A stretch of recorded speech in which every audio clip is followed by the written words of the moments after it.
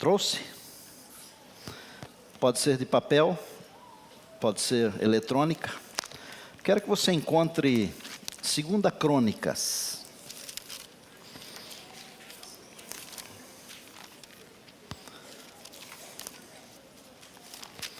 Deus tem uma mensagem para você e para mim, hoje. Uma mensagem importantíssima. E eu não quero deixar passar o tempo sem que essa mensagem importante da palavra de Deus encontre um lugar na minha vida e na sua vida. Segurança e prosperidade. É meio complicado falar de segurança hoje, porque é uma coisa que não se vê e não se sente. Pelo contrário, o que a gente vê é insegurança, e o que nós sentimos é insegurança. Também é complicado falar de prosperidade, mesmo porque existe uma fatia do mundo evangélico que pensa só em prosperidade. Mas a Bíblia trata dessas coisas? Trata. E como é que a Bíblia trata desses assuntos? E os assuntos são segurança e prosperidade. Eu quero ter segurança. E eu quero ter prosperidade. Mas eu quero ter segurança do ponto de vista de Deus. E eu quero ter prosperidade do ponto de vista de Deus. E se a minha igreja também pensa assim, diga amém. 2 Crônicas, capítulo 20. Eu vou ler um verso apenas, mas eu pretendo comentar o contexto daquilo que estamos lendo aqui. Vou ler o verso de número 20. Pela manhã cedo, de manhã cedo, bem cedo, se levantaram e saíram ao deserto de Tecoa. Ao saírem eles, pôs-se Josafá em pé e disse: Ouvi-me, ó Judá, e vós, moradores de Jerusalém, crede no Senhor vosso Deus e estareis seguros. Crede nos seus profetas e prosperareis. Pergunto: Deus fala de segurança e prosperidade ou não? Fala. Como Deus fala? Vamos entender o contexto desse pensamento bíblico, que, segundo eu entendo, tudo que Deus mandou escrever, Ele mandou escrever para o meu ensino, para o seu ensino, para o nosso ensino. Deus não mandou que se escrevesse um verso bíblico que seja, que não fosse para o meu crescimento espiritual. E eu fico empolgado sempre que eu me levanto para pregar aqui. Eu gosto de dizer que essa igreja é um pedacinho do céu. Percebam que coisa esplendorosa, esse mundo de crianças lindas, meninos e meninas, cantando louvores ao Senhor. Professora Rejane, parabéns. Os meninos que oraram aqui, tanto o professor Osvalci quanto o pastor Mateus, eles pediram algo especial para esse momento do estudo da palavra. Obrigado. É bom se levantar para pregar com esse clima, com esse contexto. Josafá vivia um contexto, não era confortável como o nosso hoje. Não era. 3 povos se juntaram contra ele. A Bíblia diz isso nos versos 1 e 2 do capítulo 20 de 2 Crônicas, onde nós lemos o verso 20 apenas. Os moabitas, os amonitas e os meunitas, que viviam da além do mar. 3 povos contra um. Quando você sente insegurança, um outro sentimento que logo aparece é o medo. Aliás, os estudiosos da mente humana, eles dizem que há algumas coisas importantes sobre esses sentimentos. Medo, sentimento de culpa, falta de segurança, essas coisas todas comprometem o nosso status quo, a nossa maneira de ser e proceder.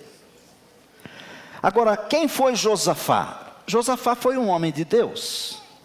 E se nós olhássemos um pouquinho à frente aqui no mesmo capítulo 20, verso 32, a Bíblia diz assim: Josafá andou nos caminhos de Asa, seu pai, e não se desviou dele, fazendo o que era reto perante o Senhor. Deus, Ele não fica supervalorizando as pessoas e as coisas, mas quando Deus fala de alguém, Deus fala com propriedade.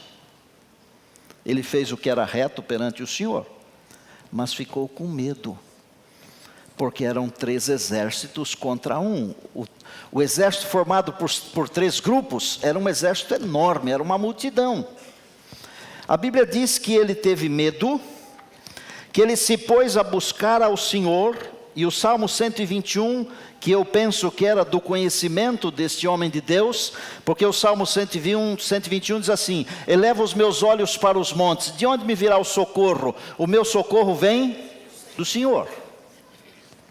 E a palavra de Deus diz: e buscar-me-eis e me achareis, quando me buscardes de todo o vosso coração. E a palavra ainda diz: não andeis ansiosos de coisa alguma, em tudo sejam conhecidas as vossas petições diante de Deus, pela oração, pela súplica e com ações de graças. E Josafá ficou com medo, mas buscou ao Senhor. Promoveu um jejum, promoveu um momento de oração. E quando nós lemos o capítulo todo, nós descobrimos que não foi só ele com a sua casa que buscaram a Deus em oração e jejum, mas todo o povo de Judá, toda a cidade de Jerusalém, todos se reuniram. E você já deve ter ouvido alguém dizer por aí que juntos nós somos mais fortes, não ouviu? E nós somos mais fortes. Por isso que lá no princípio Deus disse que não é bom que o homem esteja só. E Deus fez uma auxiliadora para ficar junto. Em 2, somos mais fortes do que quando estamos sozinhos. Bem, buscou ao Senhor, orou, jejuou, Deus respondeu. Por quem Deus respondeu? Segundo a Bíblia, Deus respondeu por um jovem. Às vezes nós pensamos que as respostas, elas estão apenas com os que são pós-graduados. Às vezes você olha para o pastor da igreja e pensa que ele tem todas as respostas, e às vezes a resposta está com um irmãozinho muito simples, que nem teologia fez, não fez mestrado, nem doutorado, nem nada. Nós precisamos deixar de valorizar as pessoas por aquilo que o mundo as valoriza. Nós precisamos começar a valorizar as pessoas por aquilo que Deus as valoriza. Em questão de adoração e de conhecimento de Deus, nós todos podemos ser iguais. Um de vocês pode ser muito melhor do que eu, e naquele dia Deus escolheu um menino do meio do povo. É verdade que ele fazia parte da família dos levitas. E aquele menino, o Espírito Santo falou: fale com o povo e com o rei. E o que ele falou?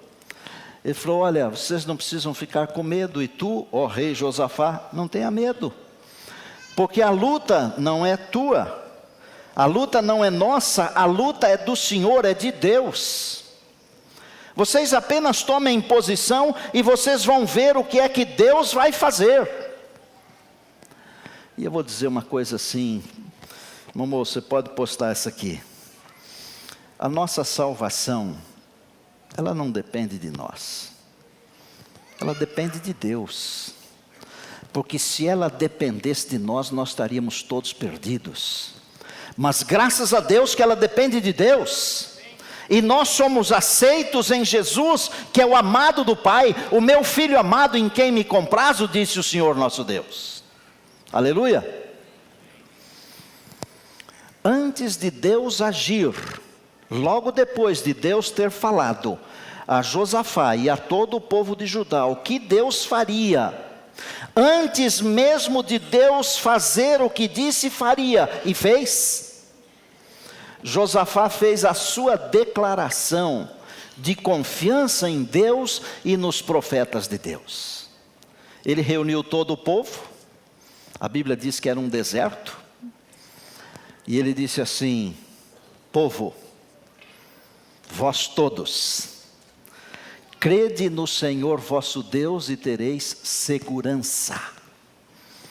A nossa segurança vem do Senhor, que fez os céus e a terra. A Ele seja a honra e a glória para todo sempre. E Ele completou: creiam nos profetas e terão prosperidade. Crede nos seus profetas e prosperareis, foi a frase dele. Nós precisamos crer em Deus e crer nos profetas de Deus, só isso, nada mais. Se nós cremos no Senhor nosso Deus e cremos nos profetas de Deus, nós teremos segurança e prosperidade.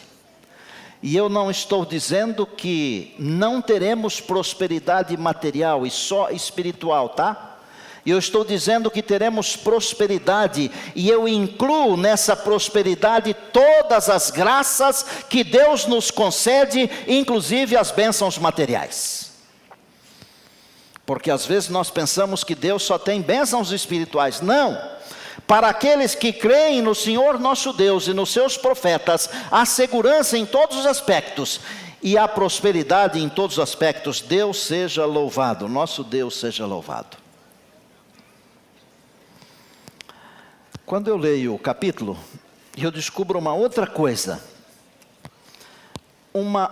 coisa muito improvável aconteceu. Primeiro que eles não tiveram que lutar, eles apenas creram em Deus e no profeta de Deus, que Deus escolheu ali na hora, chamado Jaaziel. Nós temos um membro dessa igreja aqui, o pastor Jaaziel, não sei se ele está aqui agora ou se vai estar no segundo culto. O rei acreditou, o povo acreditou. Quando o povo de Deus acredita em Deus e acredita nos profetas de Deus, as coisas acontecem. Coisas improváveis. Eles não tiveram que lutar.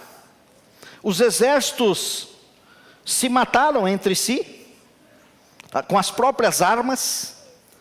E a Bíblia diz que quando eles subiram num alto para ver o que estava acontecendo, eles viram os corpos mortos de todos os soldados inimigos e não havia um sobrevivente, nenhum. Mas a outra coisa improvável que eu quero explicar para você, tem a ver com a prosperidade, não é só com a segurança. Por alguma razão que eu não consigo explicar para você,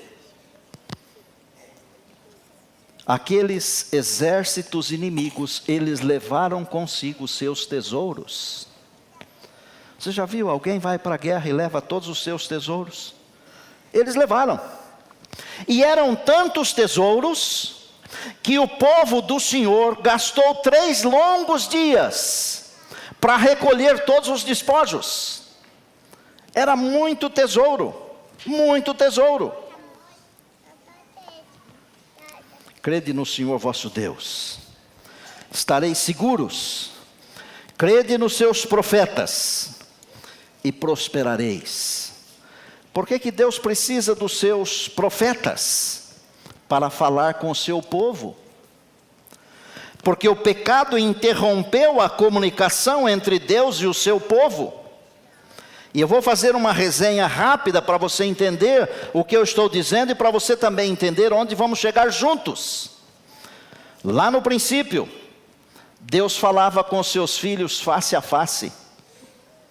Deus aparecia no jardim, o Gênesis capítulo 3 diz que Deus aparecia no jardim na viração do dia. Há uma versão que diz na hora da brisa da tarde, em algum momento. Isto quer dizer que Deus aparecia para conversar com seus filhos pessoalmente, face a face. O pecado interrompeu. Deus falou com Adão, Deus falou com Abel, até com Caim Deus falou. Deus falou com Noé, Deus falou com Abrão, depois Abraão, o mesmo homem que teve o seu nome mudado. E Deus foi falando com aqueles que Deus escolheu, com os quais Ele poderia contar para transmitir a sua mensagem ao seu povo.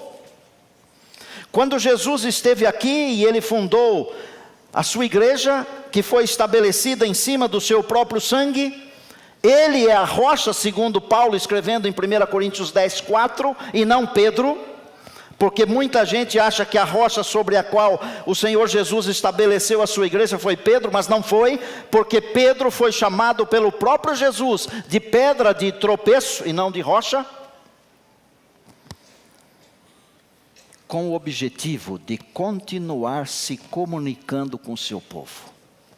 Deus tem uma igreja que é o seu povo escolhido, os seus amados, a sua família querida, amada, e Deus se comunica com essa família. Como Deus se comunica? Deus se comunica através da palavra. Deus se comunica através da natureza. Deus se comunica através de Jesus Cristo, seu Filho. Deus se comunica através dos anjos. Deus se comunica através dos profetas. Interessante, doutor Mauro, que quando o Senhor Jesus estabeleceu a sua igreja, Ele não deu um nome para ela. E já viu que hoje existem milhares, de repente muito mais do que milhares de igrejas, todas elas têm um nome. Todas elas têm um nome. O Senhor Jesus, quando fundou a sua igreja, não deu nome para ela. Sabe por quê? Porque a igreja de Deus, ela deve ser reconhecida por suas características bíblicas. Não é pelo seu nome. Quais são as características bíblicas da igreja de Deus? Porque como é que eu vou crer no Senhor Jesus, no nosso Deus, e crer nos profetas, se eu não entendo as características que Deus estabeleceu na sua igreja? Vou citar alguns versos bíblicos. E se você quiser olhar, por favor, olhe, porque eu não quero que você acredite em mim, eu quero que você acredite na palavra, porque a minha palavra tem um peso, mas essa palavra aqui tem poder. Isaías 8:20 diz assim: a lei e ao testemunho, se eles não falarem segundo esta palavra, é porque eles não têm iluminação. Uma outra versão diz assim: à lei e ao testemunho, se eles não falarem segundo esta palavra, nunca verão a alva. A igreja de Deus, ela é caracterizada pela lei e pelo testemunho. O que é lei e o que é testemunho? Bom, lei pode ser a lei dos 10 mandamentos. Pode ser a Torá, os primeiros 5 livros da Bíblia. Conhecido também como Pentateuco, os 5 livros de Moisés. Mas pode ser toda a palavra de Deus. Mas e o testemunho? O que é testemunho? Bom, testemunho pode ser aquilo que eu apresento de conformidade com a Bíblia, que é a palavra de Deus, que pode ser um bom testemunho. Muitos dão um péssimo testemunho. Inclusive alguém cunhou uma frase muito poderosa que disse assim: eu me tornaria cristão não fosse os cristãos, ou não fossem os cristãos. Mas os testemunhos aqui têm um outro significado também. Tem a ver com o testemunho que Deus passa através dos seus servos, os profetas. E eu posso provar isso pela palavra, pela Bíblia, no Novo Testamento e não só no Antigo. Embora a raiz da ideia esteja em Isaías, que está no Antigo Testamento, a explicação dessa ideia está no Novo Testamento. E muita gente só aceita o Novo Testamento. E mesmo que você só aceitar o Novo Testamento, ou se você só aceitar o Novo Testamento, ainda assim eu tenho uma informação bíblica para você. Você pode acreditar na lei e no testemunho, segundo o Novo Testamento também. Interessante que a igreja de Deus, ela nasceu num período profético. Então vejam, eu disse que não precisa ter nome, mas tem que ter características. Porque o nome pode gerar um mal-estar, mas as características não geram mal-estar. A lei é o testemunho. Nasceu num determinado período profético explicitado na Bíblia. E quando nós lemos Daniel 8:14, nós descobrimos que existe uma profecia muito grande que abarca em torno de, ou abarca 2.300 tardes e manhãs, um período bem longo, 2.300 anos. E no final desse período surgiu uma igreja. Característica Característica: é a igreja que prega as 3 últimas mensagens angélicas ao mundo. Hora do juízo. Caiu Babilônia. Adorem a Deus e não a besta. É a igreja que guarda os mandamentos de Deus e tem o testemunho de Jesus. Apocalipse 14, 12. Pastor, então o testemunho não está só lá em Isaías 8, 20, não? Quando João escreveu o Apocalipse, o nosso Deus, que é exato, Ele é completo, Ele não deixa nem uma pontinha para dar o laço depois do milênio, Ele dá todos os laços no período em que nós vivemos aqui, em nossa geração. Ele disse: os que guardam os mandamentos de Deus e têm o testemunho de Jesus. Apocalipse 14, 12. Características: a igreja de Deus, Apocalipse 12, 17, ela tem o espírito da profecia, está na Bíblia. 19, 10 de Apocalipse, 12, 17 e 19, 10. É interessante notar que a igreja nasceu de um desapontamento, não foi da briga de 2 pretensos pastores. A igreja verdadeira não nasceu porque um pastor brigou com outro, porque não concordou com uma doutrina ou não concordou com a divisão do dinheiro. Não. A igreja de Deus não nasceu pela vontade de um homem, nasceu pela vontade de Deus, e nasceu de um desapontamento. Apocalipse 10. Coma o livro, ele é doce. Quando chegar no estômago ficará amargo. Desapontamento de 1844. Mas se você quer saber, esse negócio de comer o livro não está só no Apocalipse, porque Ezequiel 3:3, a Bíblia também manda comer o livro. É a Bíblia, meus irmãos, é a palavra de Deus. Outra coisa importante para destacar isto é que quando do surgimento da igreja aconteceu um movimento no mundo. Na América do Norte, Guilherme Miller, pregando a volta de Jesus, o juízo. Na Europa e na América do Sul, Manuel de Lacunza, com o seu livro, A Vinda do Messias em Glória e Majestade.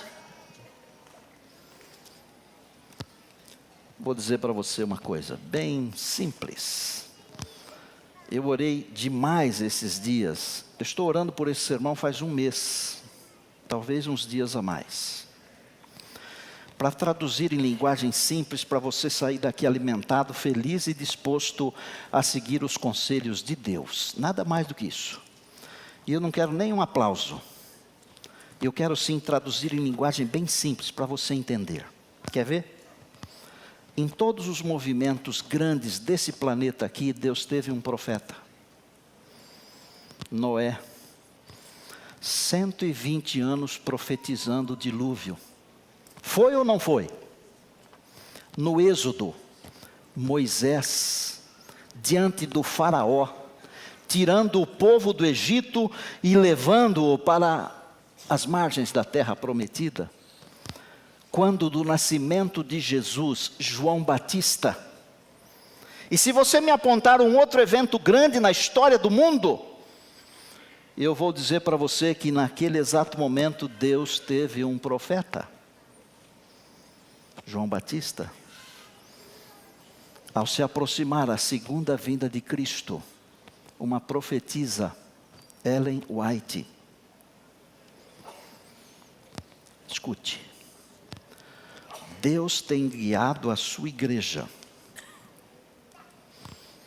usando esta mulher,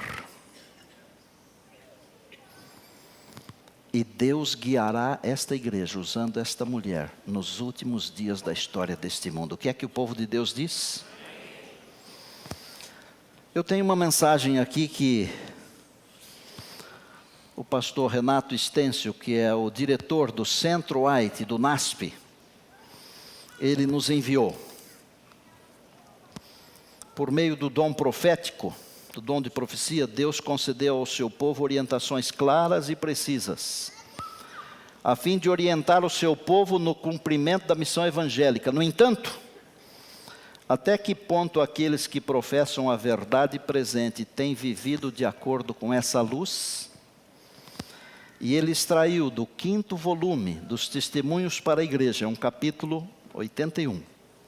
Ao escrever ao povo de Deus sobre o assunto, Ellen White diz: foi-me mostrado que a incredulidade nos testemunhos, a Bíblia diz que o testemunho é o espírito da profecia, está certo? É bíblico, não estou reinventando a roda, só estou trazendo para você o óbvio.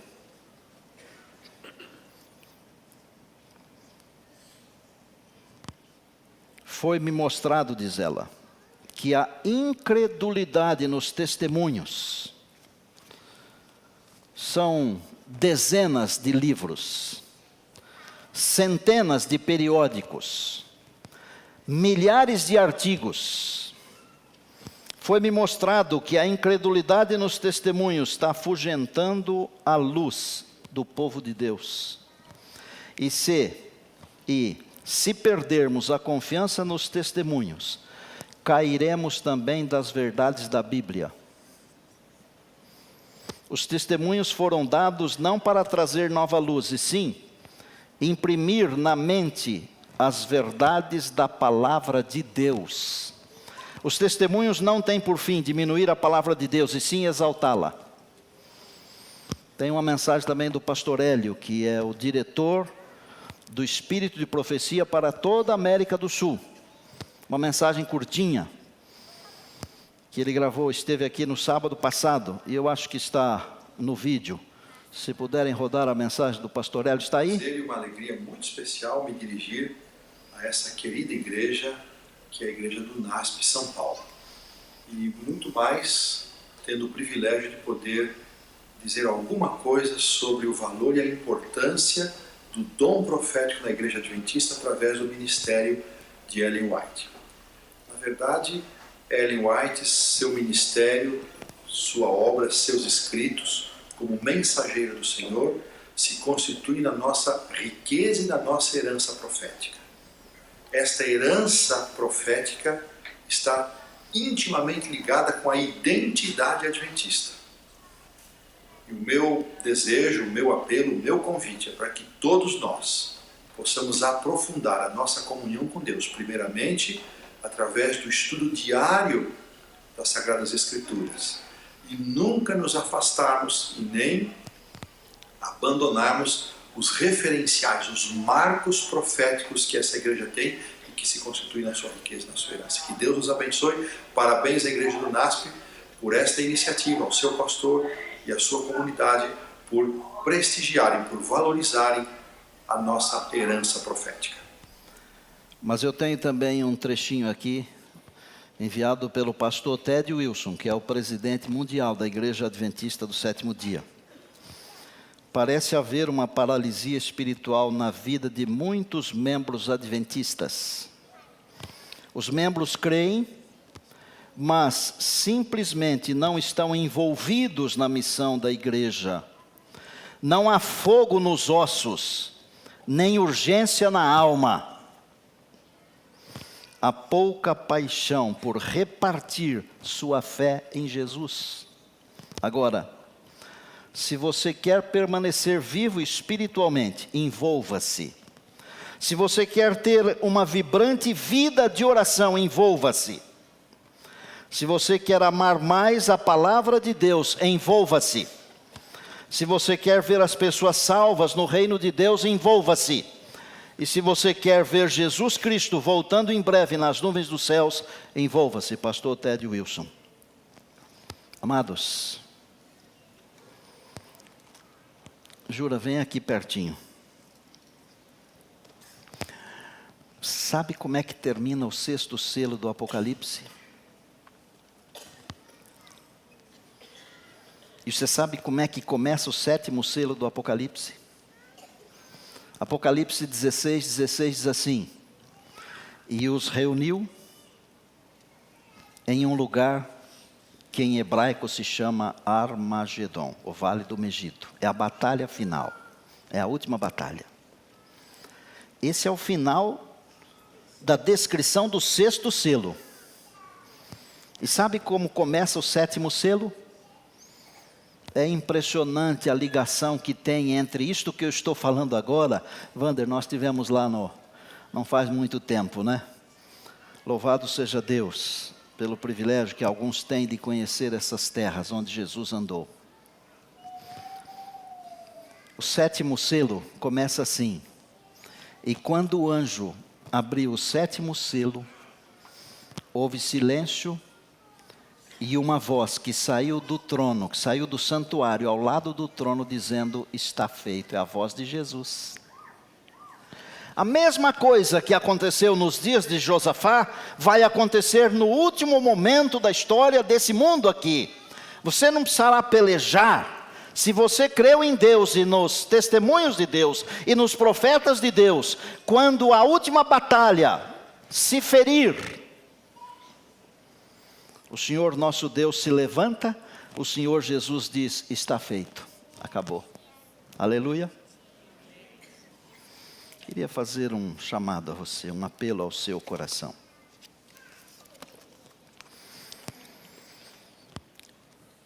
A igreja preparou com muito carinho um folder onde tem uma descrição, não é do sermão não, mas eu poderia dizer que complementa muito bem o sermão. De um lado, o nosso firme fundamento. Do outro lado, uma resenha da história de Ellen White. Vou repetir uma coisa que eu disse agora há pouco, há uns 4 ou 5 minutos. Os testemunhos não foram escritos para substituir a Bíblia. Muito pelo contrário. Foram escritos para exaltar a Bíblia. E é por isso que eu estou pregando a Bíblia para vocês. Porque eu poderia pegar um livro dos testemunhos, como tipo A Ciência do Bom Viver, e pregar um sermão. Mas Deus nunca mandou pregar os testemunhos, Ele mandou pregar a palavra. Prega a palavra, a tempo e fora de tempo. Os Escolhidos de Deus, livro maravilhoso de Ellen White. Eu queria fazer um desafio para você. É uma coisa simples, mas ocupa tempo. Salvação é também uma questão de tempo, dedicar tempo a Deus, passar tempo com Deus. Eu quero desafiar você a estudar a Bíblia em conexão com os testemunhos. Nesse folder que você vai receber, nós temos aqui 2 QR Codes. Quando você passa o seu celular assim, no QR Code, ele abre um site. Você pode imprimir. Por exemplo, você vai encontrar ali, ler o livro de Gênesis, juntamente com um livro chamado Patriarcas e Profetas. Aí você vai ler Gênesis, Êxodo, vários livros da Bíblia, eles têm uma conexão com patriarcas e profetas. Depois, conexão com profetas e reis. E depois vem o Desejado de Todas as Nações, tem parábolas de Jesus, tem Atos dos Apóstolos, e por fim um livro famosíssimo chamado O Grande Conflito. Isso aqui eu quero falar bem calmamente. E é bem do coração. Se você quer ir para a eternidade, você tem que estar preparado. E para estar preparado, você tem que viver aquilo que Deus mandou escrever para o seu ensino. Assim como eu. Para eu estar preparado, eu tenho que saber o que Deus escreveu. Quando você fizer isso, você vai descobrir, por exemplo, que se Adão e Eva tivessem resistido à primeira prova, só umazinha, eles teriam se tornado exatamente como os anjos. Você já ouviu isso aqui? E eu acho que foi o pastor Orne que falou isso aqui num sermão, que ele traduziu um livro que não estava traduzido para o português. Você vai descobrir que Satanás, Lúcifer, teve chance de voltar atrás, que Deus, em sua infinita bondade, amor, misericórdia e graça, reuniu todo o universo para tentar convencer Lúcifer a voltar atrás na sua rebelião. Mas ele ultrapassou os limites do retorno. Quantos de vocês gostariam de estudar a Bíblia em conexão com os testemunhos, com os livros que foram escritos sob inspiração por Ellen White? Eu queria que vocês ficassem em pé, porque nós queremos pedir à nossa equipe da classe de profecias para entregar a vocês isto aqui. Fique em pé se você quer fazer esse pacto, e não é comigo, tá? É com Deus. Porque se você fizer comigo, não vai valer nada. Quero que você faça com Deus.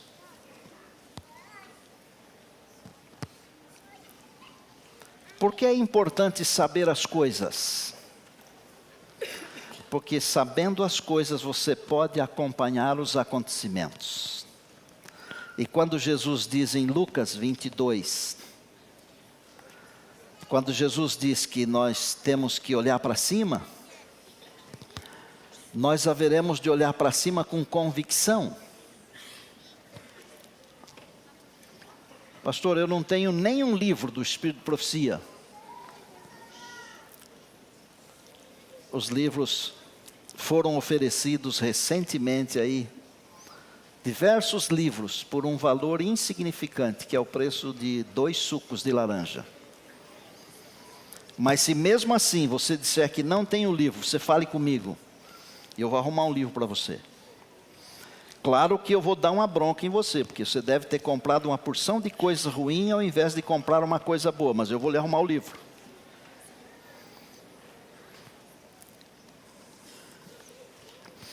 Eu quero que você pegue esse folder, coloque ele dentro de sua Bíblia, se couber, se for uma Bíblia grande, se não, cuide dele com carinho.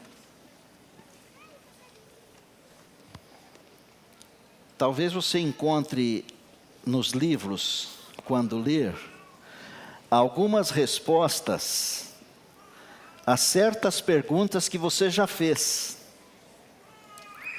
Porque os livros, eles ajudam tremendamente na compreensão da Bíblia. Nós vamos ter uma música agora. E eu queria fazer um desafio. Pode ser para uma pessoa, ou para 2 pessoas, ou para 5 pessoas. Não tem a ver com a leitura. Tem a ver com pedir para Deus um desejo, de que Deus crie tempo na sua vida. Porque, sinceramente, a coisa mais difícil que a gente tem é o tempo. O tempo acabou, sumiu, desapareceu. Se você deseja pedir para que Deus arrume tempo na sua vida para você fazer isso, eu quero que durante a canção você se levante. Eu quero que você fale com Deus. De repente você queira se aproximar aqui do altar. O desafio é para pedir a Deus o quê?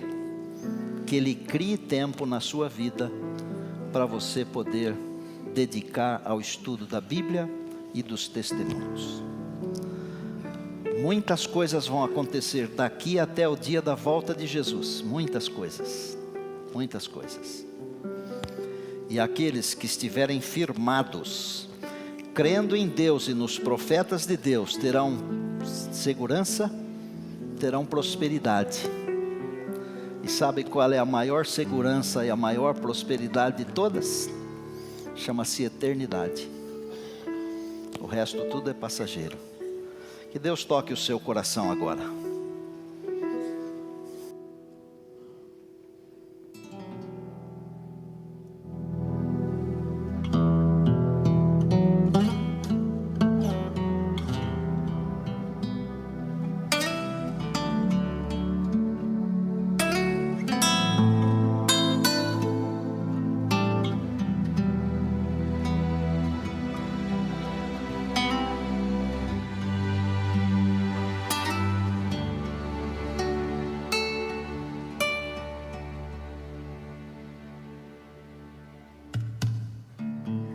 Eu acredito na criação do mundo inteiro. Eu acredito que um milagre é verdadeiro. E acredito que alguém tão criativo como ninguém um dia concebeu, imaginou e tudo se fez. Eu acredito na lei do amor e no perdão. Eu acredito que não passamos por aqui em vão. Creio que acima existe um céu coberto ainda por um véu, que um dia irá surgir, aparecer e vai ser meu.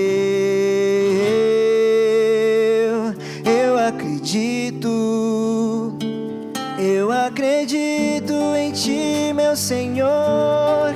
Creio nas Tuas verdades, Senhor. Não há ninguém como Tu no universo. O Teu poder sobre mim eu Te peço. Em minha vida, Senhor, eu imploro. Sejas o único Deus que eu adoro. Tu és o grande Senhor da vitória. Sejas para sempre a quem rendo glória.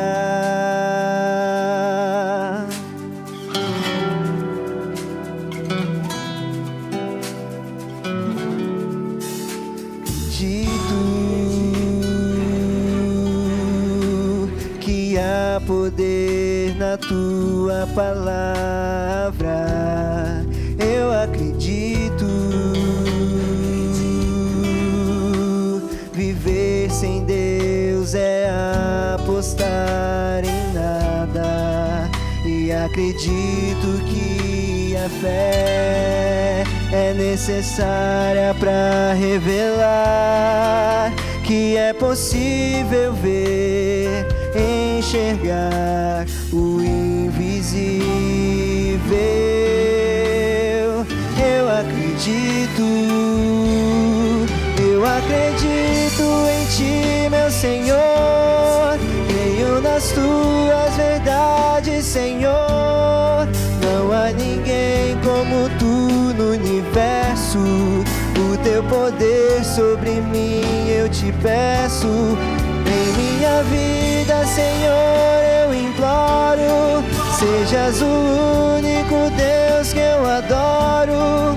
Tu és o grande Senhor da vitória. Sejas para sempre a quem rendo glória.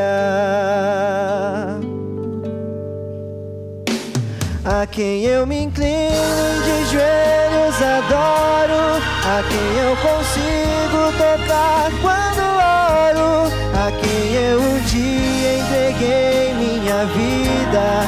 Aquele que sara as minhas feridas. Com minha voz, ó Senhor, eu Te louvo. Eu sou feliz, pois pertenço ao Teu povo. Tu és o Rei de poder soberano. Eu sou Teu servo, Te sirvo e Te amo.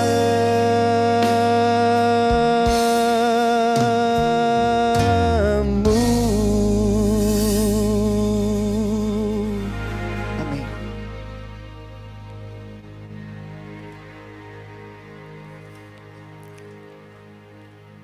Um detalhe apenas para você meditar.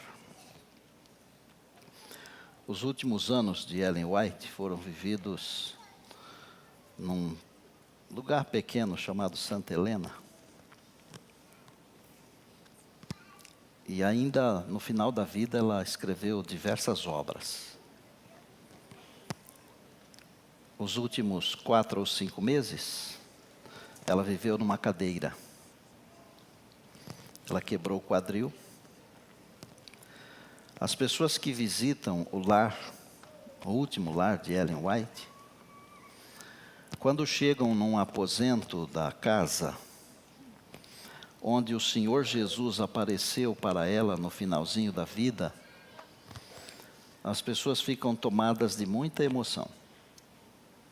Elas cantam ali, elas oram, elas choram. E parece que elas não têm vontade de sair daquele lugar. Para você saber, quando Jesus esteve lá de cima do sanatório, as pessoas viram aquele clarão enorme e até os bombeiros foram movidos pensando que fosse um incêndio. O que é que Jesus foi fazer lá? Foi dizer para ela que ela havia feito um bom trabalho e que deveria permanecer fiel, porque o seu lugar estava guardado. E ela terminou a sua vida dizendo assim: eu sei em quem tenho crido. Minha pergunta a você é: você sabe em quem você tem crido? Nós temos a tendência de acreditar em muitas coisas e em muitas pessoas, não é verdade? Por outro lado, a Bíblia diz que é maldito quem acredita assim. Mas a Bíblia valoriza aquele que crê no Senhor Deus, aquele que crê nos profetas de Deus. Eu quero que você vá para a eternidade. Eu quero ir para a eternidade. O meu maior pagamento será, estando lá, encontrar a minha igreja. Esse não tem preço. Agora, por favor, estude. Não se deixe enganar. Estude por você mesmo, por você mesma, solidamente. Crê no Senhor vosso Deus, estareis seguros. Crede nos seus profetas, prosperareis. Meu Deus, a tua segurança e a tua prosperidade nos bastam. Louvado seja o nome do Senhor. Abençoa a tua herança aqui presente e que nos acompanha pela internet. Obrigado por tua bondade e por todas as manifestações. Que a nossa fé esteja firmada em Jesus, consolidada na palavra, na Bíblia, nos testemunhos, em todas as coisas que o Senhor revelou para a igreja. Nós queremos em breve ver Jesus voltando. Ajuda-nos a que tenhamos tempo para passar contigo. Nós oramos em Jesus, amém.